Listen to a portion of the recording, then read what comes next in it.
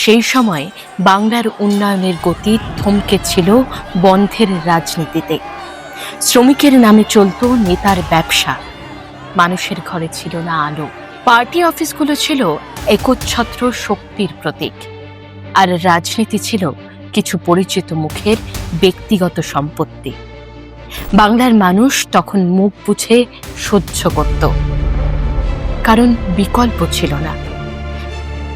একজন নারী জীবনের ঝুঁকি নিয়ে লড়াই করেছেন। একজন নারী দৃঢ়তার সাথে বলেন, আমি মরে গেলেও মাথা নত করব না। ঐতিহাসিক 13ই মে 2011 সেই লড়াকু নারীর দীর্ঘ সংগ্রামকে জয়ীর তকমা দিল বাংলার অগণিত মানুষ। অবসান ঘটল 34 বছরের বাম অপশাসনের। বাংলার আকাশে উদিত হল উন্নয়নের নতুন রং।